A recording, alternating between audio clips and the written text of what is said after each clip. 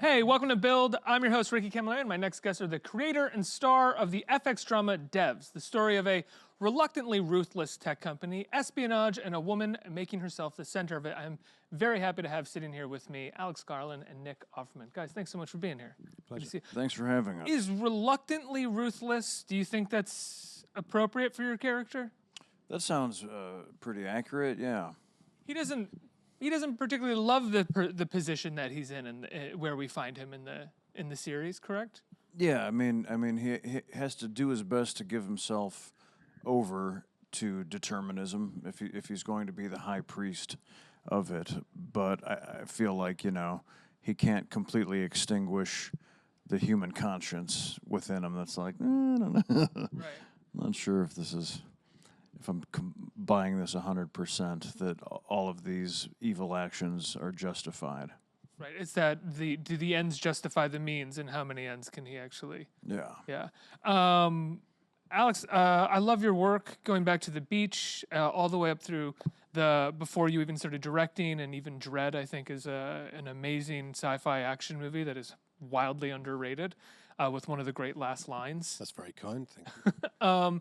And then Ex Machina and Annihilation, we come to this. This feels like a fusing a little bit of Annihilation and Ex Machina. I'm wondering if that was the intention or if that's kind of just in your bones and what comes out. Not exactly. Probably the latter.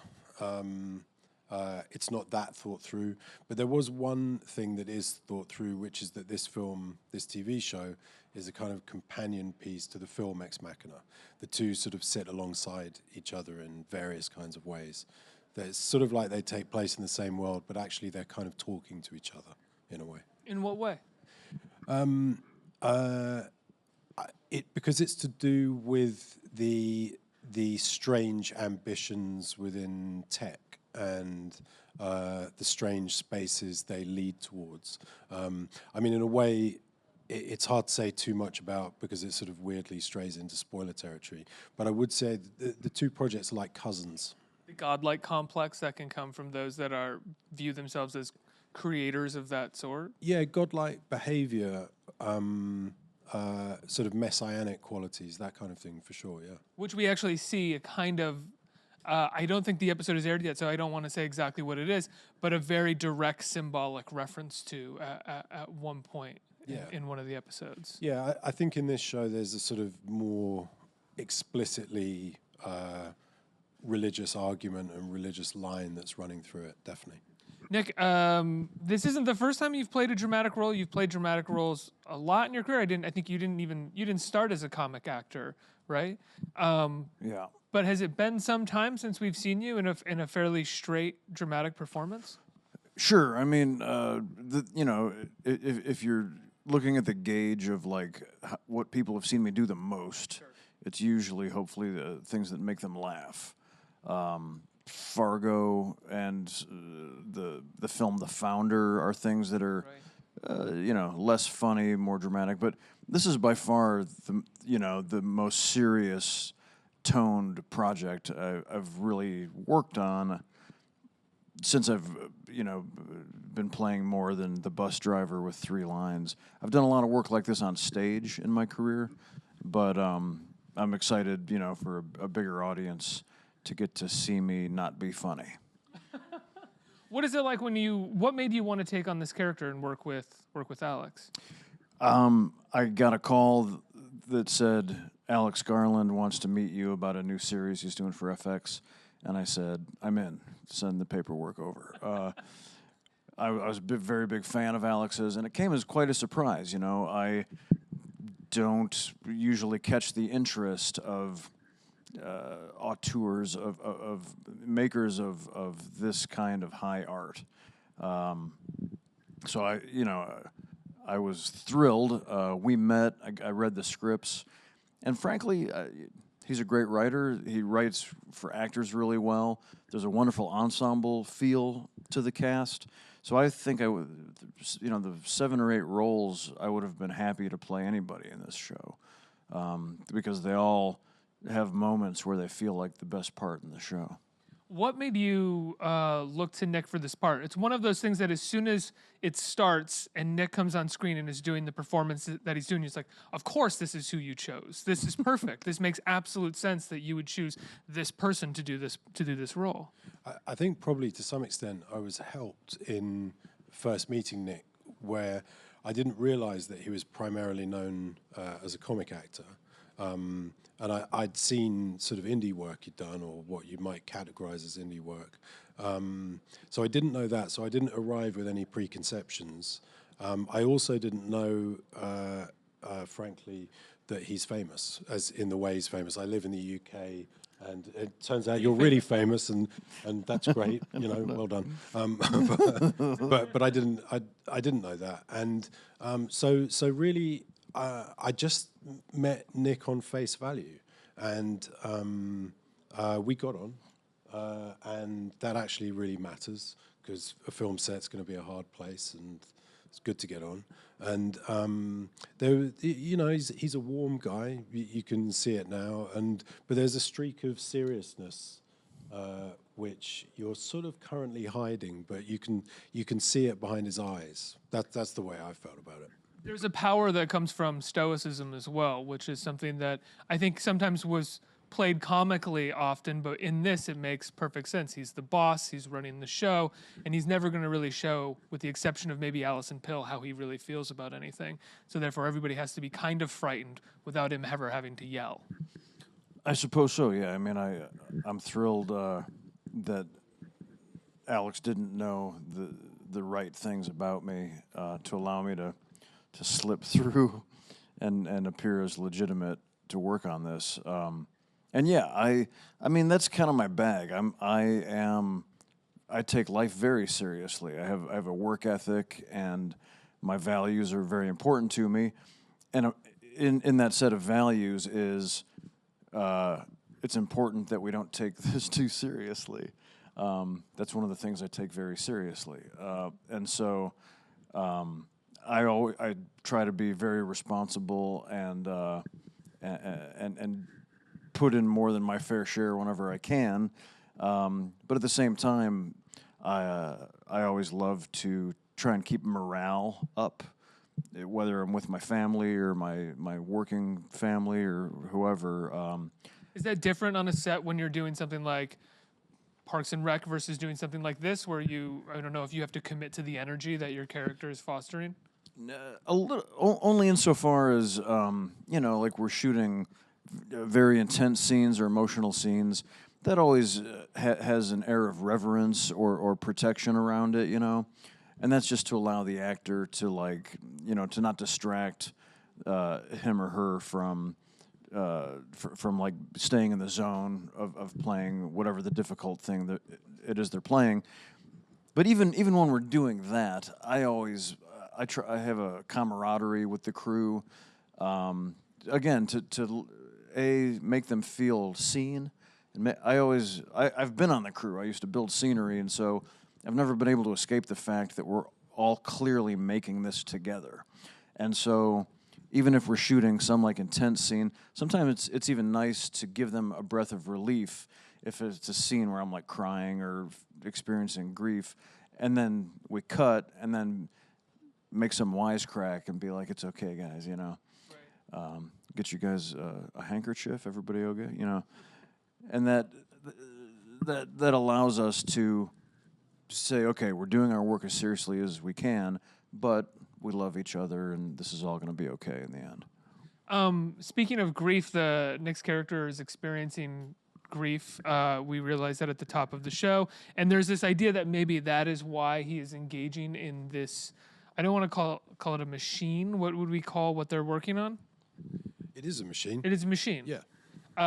But it's this idea. From what it seems to me is the first 2 episodes have aired, right? I just don't want to give anything away. Yeah, two. Two. Yeah. And so this idea that like what they're projecting and what they're making has to do with potentially present like in a form of a time machine almost. Yeah, it's a way of being able to look backwards. It's all based on this idea of cause and effect, which is that nothing ever happens which isn't the result of a prior cause. So the things don't happen independently of that. And so if you've got enough data about a situation, say you've got a marble rolling across a table, you'd be able to tell from the mass of the marble and the friction of the table where that marble might stop moving or where it started moving. So this machine has a lot of data and a lot of processing power, and so it's able to look backwards in time to things that have already happened, like the causes that led to the effect. From what I can tell, though, Nick's character initially, at certain points, is using the machine for very personal reasons. Yeah. That's his underlying motivation to it. I don't think it's a secret. So he's lost his daughter, and he's effectively investigating the state of having lost his daughter. What made you want to give that character a personal motivation like that? Do you think that is a way to pull certain audiences in who may not understand the philosophical opinions of the machine? No, I don't think in a kind of strategic way like that about these things. It's more just trying to reflect the way things are. Broadly speaking, we live in a strange world where strange things happen, and the underlying physics of our life is strange, and then the events that happen in our life is strange, the interactions of our relationships and everything. So it's sort of to do with what it's like to be a person trying to maintain relationships or happiness or whatever within this completely surreal state. It sounds a bit cute to say it, but the most surreal stuff we encounter is actual life. It's not surrealist paintings or films. It's the stuff we encounter on a day-to-day level. So it's to put our sort of lived experience into that strange world. Can you talk about the design of the machine? How much of that is written in the script? How much do you know what it's gonna look like, and how much of it is you working with your team to figure that out? Well, there's two things going on. The computer that's at the heart of this cube is based very straightforwardly on what an actual quantum computer looks like. Wow. So if you took the housing off a quantum computer, you'd immediately recognize the similarity between the machine that we present and the sort of living cube, the kind of cube. No, not the cube. This sort of strange chandelier-like structure at the heart of the cube, and then as for the cube, the basic idea was that we tend to see science as this kind of arrogant space of people who know all the answers to things, and as if it sort of robs all the magic and mystery out of the world, and makes it earthbound and dry. And actually, my concept of science is that it's very poetic and strange, and typically says, no, we don't have the answers. We think it might be this, but we're not sure. And so it was to make the home of the science within the narrative the most beautiful, mysterious, magical space. The streets of San Francisco are just the streets of San Francisco. We stuck a camera up, shot it. And so the science heart is the beautiful, strange construction. Did you intentionally shoot the streets of San Francisco to look, I don't think they look boring, the cinematography is beautiful, but kind of banal in a way? Yeah, so it's a contrast. Yeah. And so I didn't want to present a hyper-real version of San Francisco, but the sort of texture of the city. Things it's in every city. It's not even in every city, it's in every place. There's these incredible juxtapositions there between these companies that have a level of money and power that's equivalent to a nation state. And the place is covered in homeless people who have absolutely no money and no power. And just the truth of that, I mean, in a way, if you were going to tell a story about San Francisco and not reflect that, it would actually be a decision. You'd be choosing not to look at it. So it was to try and be faithful to what the city's actually like and some of the contradictions that exist within it.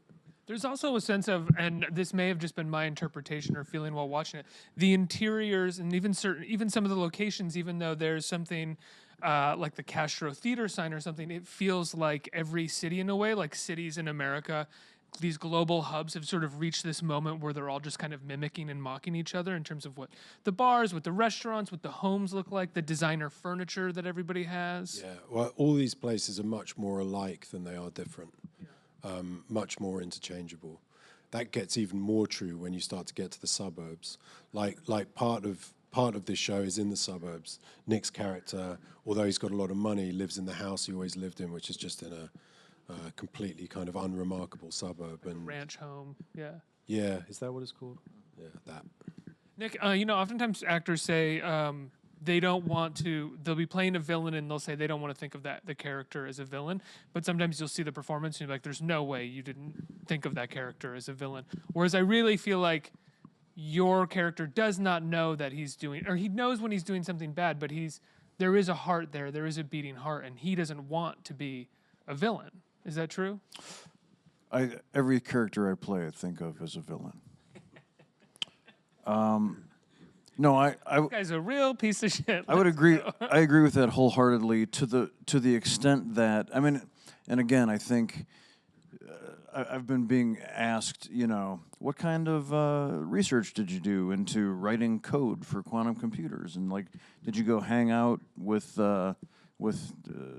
Wozniak, and like follow him around, and all of those questions as an actor are answered for me in the script and in the story, because all that stuff is in my character's past. You don't never see me coding. We just know how goddamn smart I am. So done. So It comes with the look. yeah, I mean, so dealing with what I'm presented, which is okay. Here's where I am. Here's what's happened to me.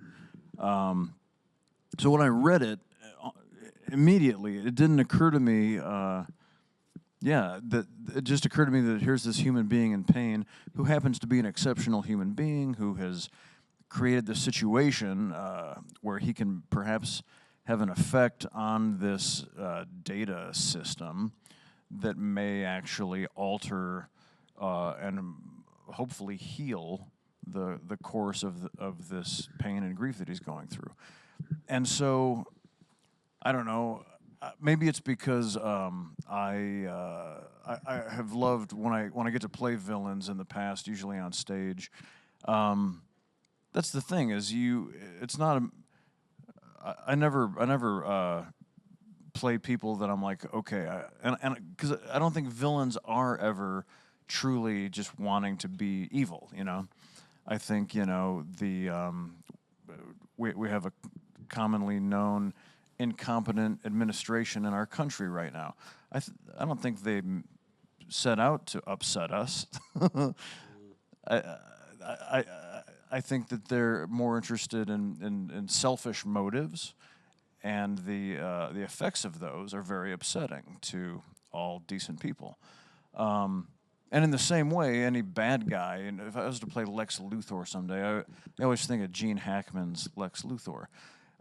He's wonderfully charismatic, and he's just trying to get kissed at the end of the day, And in the same way, I look at this character and I'm like, oh, this makes perfect sense. This is all perfectly human. This guy's desperately trying to satisfy his human needs, and some bad. Trying to close open wounds. Yeah. And so it would never occur to me to even consider him a bad guy. And I think when people say, "Oh my God, I've never seen you play such the bad guy on a show," I say, keep watching, because I feel like it becomes much more gray and murky. The morality of the show, I think, is one of the wonderful things to think about by the end of the story. We're seeing a lot of filmmakers move into television, or movie screenwriters moving into TV. And oftentimes when I see those shows, it feels like they had a movie pitch that they tried to stretch out into 7-10 episodes. Whereas one of the things that I love about Devs, and I was telling you this in the green room, is that feels like you actually care to make a lot happen in each episode to advance the story forward. And I'm wondering if that was something that you struggled with, or how you felt about that going into writing each episode for the show. I knew when I came up with the story that I couldn't tell the story in 2 hours. So in a way, it could only ever have been a TV show if it was going to get filmed. But years and years ago, I used to work as a novelist, and what I found was that the closest parallel for me in writing terms was in writing novels. And so weirdly, it was more familiar than I expected it to be. I mean, in effect, the episodes become like chapters. But it was also, I mean, it was great for me in a whole number of ways. It was liberating to have that much time to play with and to be able to sort of explore the things up to the level I felt able or wanted to explore them. There's other things too which are more discreet, you know, like if you work in film, however much you try to close it out, there's going to be this judgment day, which is the box office of the opening weekend, and that becomes the thing you're judged by.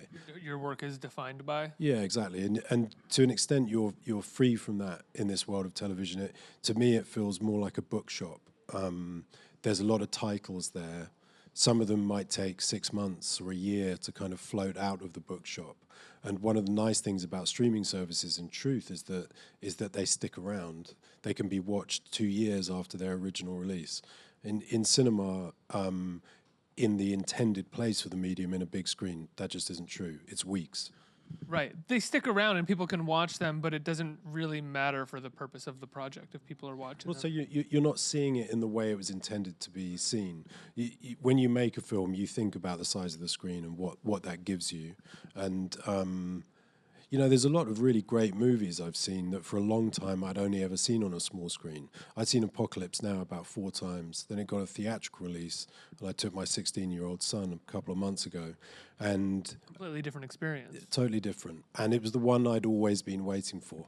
And was completely re-hypnotized by the film, but actually more hypnotized than I'd ever been. So you work in TV, you're working to this different medium. So you're eventually seeing it in the form it was intended to be seen, if you see what I mean. Are you changing how you shoot it because it's television as well? Are you thinking about how it's going to be received visually? It's actually more to do with the edit for me. So I think any of the frames if I'd been shooting it, I'd have shot exactly the same sort of frame. Some people say TV is shooting close-ups because it's a small screen. I don't really think that's true. And in a way, it's evidenced by something like Apocalypse Now because you can watch it and love it on a small screen. But editorially, film has got this mega propulsion. It's like it doesn't want you to sit on a shot very long. It wants you to cut out and go to another shot, to the point where film has ended up caricaturing itself. So you get this rapid-fire succession of cuts that, for me, just leave me with a kind of blurred impression rather than a sort of real contact. And TV gives you more oxygen, I think, for that stuff. I have a question from Twitter. It's for Nick. Do you still talk to the cast of Parks and Rec? Yes, we have a text thread that has never ended.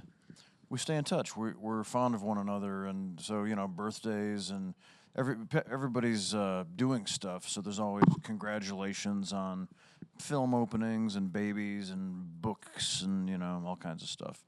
And then we make fun of Jim O'Hare. Why is that? Well, because we miss his character Jerry Gergich, and he was the Eeyore of the series. So we need somebody to punch down at. After having an experience like that where you're friends with everybody on set, it's a lot of fun. Did you have very little interest in trying to find another show afterwards? Did you want to find another show? No. When I finished, I said the one thing I don't want to do is a network comedy, because this was so idyllic. I mean, it was impossibly wonderful. Right. For 7 years, 125 episodes.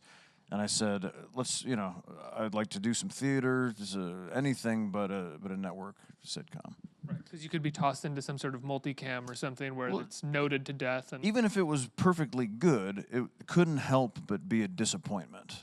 I couldn't help but try and relive the glory of what we had just done. And I'm lucky that I can do other things. I can write a book, or I can go on tour. or I can work on the show Fargo, or make things at my wood shop. And those fill my life with richness without trying to relive the specific thing that I just achieved. The glory of network television. Yeah. Guys, I love the show so much. Thank you for coming by and talking to me about it. It's on FX on Thursday nights, correct? FX on Hulu. FX on Hulu, excuse me. Exclusively on Thursday nights. On Thursday nights. It's called Devs, FX on Hulu, Thursday nights. Nick, Alex, thanks so much for being here. Good to talk. Thank you.